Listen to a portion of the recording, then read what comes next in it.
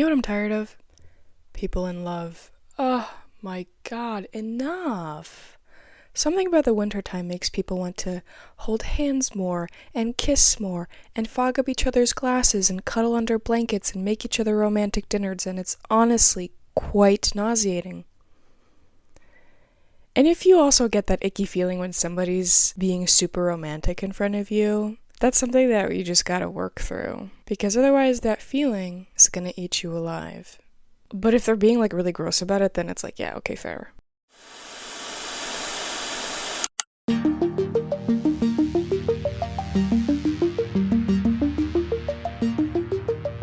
case you're new here, my name's SK, and welcome to Heart Static, the podcast where we tune into the background noise of our thoughts, feelings, and everything we're too afraid to say out loud. I'm embarrassed to say that seeing other relationships out is upsetting me because honestly, I'm happy with being single, with being on my own.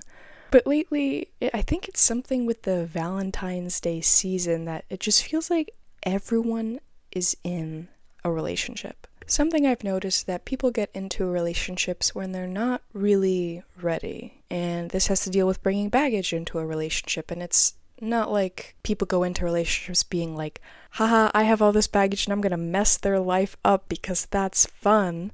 No, like 99% of the time it's not intentional getting into a relationship when you're not really ready. But I've done this and it's just, I was so happy, I was so excited to be in love and to feel love for somebody else that my baggage took a second place. And being in a relationship was worth it for me. But a lot of the time, this can be the downfall of relationship, not working through your baggage.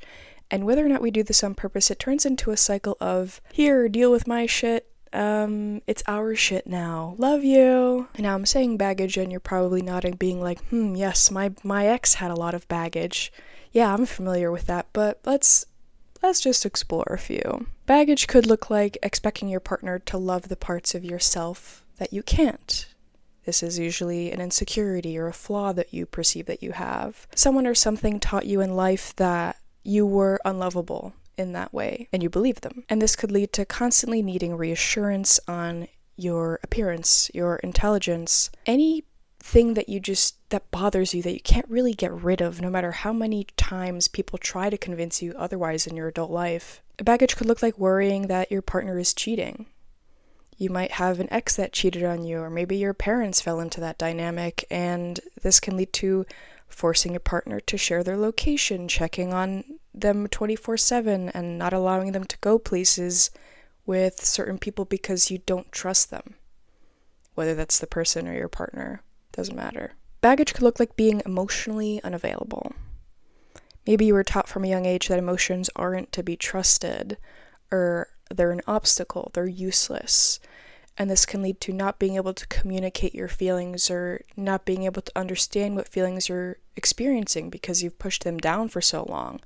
That's actually called alexithymia for the nerds. This could lead to not feeling comfortable speaking up about your thoughts or your needs because they make you feel stuff, and that's not important. And there are many other types of baggage, mental health issues that you're not really working through and they're negatively affecting others, unresolved anger, projections from previous relationships. If any of this sounds familiar, whether it sounds like you or someone you know, these are signs that you are not ready for a relationship.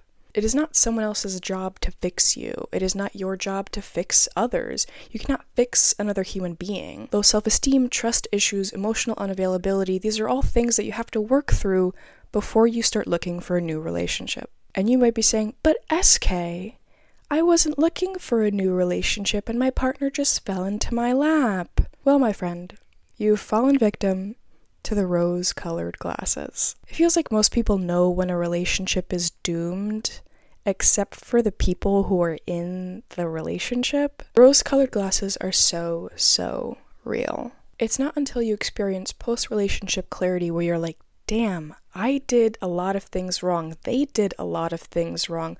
Why did I brush that under the rug? Why didn't I do anything about that? Why didn't they do anything about me? You start questioning yourself about it all, and eventually you're able to heal and you're able to move on. At least that's what's supposed to happen. But all too soon, we're hit with this feeling of ugh, I just want to be in love. And this Valentine's Day holiday season is not making that any better. It's not making it easier to deal with, that feeling. And even if we say we're not looking for it, we're focusing on studying or working or going to the gym, the moment the perfect person falls into our lap, we think we're healed or healed enough, and we start dating that person. Maybe somewhere in the back of our minds, we know that maybe we shouldn't be getting into a relationship. Or maybe we don't. Or maybe we do and we just do not care. Because love feels nice. That high that you get when you first get into a relationship, that's, I want to say, addicting. That's a fleeting feeling, and nobody wants to feel that go away. Everybody loves the butterflies and the nerves and the learning about somebody else. It's a beautiful experience, yes. But is it worth sacrificing yourself for? It all comes down to whether we'd rather be blind and in love, or not in love, but see clearly. Are the rose-colored glasses being taken off, or being put back on? Is it worth getting out of a relationship knowing that you made mistakes just to get into another one? Or is it better to just step out of the dating pool entirely? This is what I feel I attribute to cuffing season, or at least why I feel like I see so many other relationships out now. People are just afraid of being alone. And sometimes there are relationships that I look at where I'm like, I don't know how they're lasting so long, or they have nothing in common. How did they get together in the first place? I'm not saying that every relationship out there is doomed to end because everybody has baggage and everybody's irresponsible and everyone should burn. No, of course not. But I'm sure that you can think of at least one relationship that you've come across of or heard of in the past month where you're like, I don't know about that one. Deep down, we all want to be loved. We want to feel that affection, those long gazes, holding hands in the car, waking up next to someone in the morning. But this desire, or maybe the fear of never being in love again, keeps us from becoming someone that we know is lovable. We're stuck searching for the reassurance of love from somebody else, rather than applying it to ourselves. Contrary to what some people are taught to believe, emotions are very powerful and very useful because they can show us what we need and what we want. Envy, in particular, can show us what we want and what we can have, but we don't. And we don't usually because there's an obstacle in the way. Usually an obstacle that we can overcome. Think about it. If there's something that you truly believe that you can never achieve, like, say, you don't think you'll ever be a billionaire. You truly believe that is not a conceivable thing for you. Are you really envious of billionaires? Or is it more just like, ugh, I wish I do XYZ with my billions of dollars, and then move on with your life? Envy is an emotion that runs through you. You feel it. Maybe it motivates you, maybe it makes you angry, but you can genuinely feel it, and you find yourself thinking about the things you're envious about a lot. If there's a lot of energy going into thinking about getting yourself into relationships and thinking about going on dates and getting flowers and saying I love you to the same person every morning, you gotta ask yourself why you want it. You can buy yourself flowers, you can go on dates by yourself. Why do you need that from another person? I think envy heavily contributes to the cuffing season blues. And I think sadness does also. And guess what? Sadness tells us stuff too. Whoa! It shows us what matters to us. If we feel sad that we see other people in a relationship, it shows us that being in love matters to us. If it reminds us of a previous relationship, it shows us that that previous relationship mattered to us. It resonated with us. Feeling sad over the idea of a relationship doesn't mean it'll never happen again for you. It's good that you're sad because it means that your ex or whatever previous relationship didn't burn you badly enough that you just gave up on love entirely. It means that you can see a relationship for yourself again, even if it's not right now. It's really important to use emotions as tools to guide us, to show us what it is that we actually need and want. Emotions aren't something to just be tossed away or shoved down and then one day I'll die. I know a lot of people who think like that, who are like that, who do that, and maybe that's what they believe works for them, but I think emotions are so important. I think they are truly a tool that you can use. The Valentine's Day season isn't something that is easy to get through. It is literally, I think, February 1st? No, not even, last weekend of January. Everything is red and pink in the stores, all these ushy-gushy I love you cards, and it's intoxicating, and it's being shoved down your throat if you're single, you are lonely, you are single, you need to be in a relationship now. It's suffocating, but you can't let it affect you as much as it should, because once Valentine's Day passes, then what? Say you get into a relationship right before Valentine's Day. First of all, that Valentine's Day is going to be awkward as hell, because you probably don't even know each other, and then you're going to be like, do I get you a gift? What's your middle name again? I know some people who feel that pressure to do that right before Valentine's Day, just so they don't have to feel that aching loneliness that Valentine's Day marketing does for people. People try very hard to avoid discomfort, and you could see this everywhere with all the ads about Ozempic and GLP-1s and AI and I think this generation now, or just this century, everyone wants everything now. Everyone wants things to work out quickly and efficiently. And who doesn't? That's why it works so well.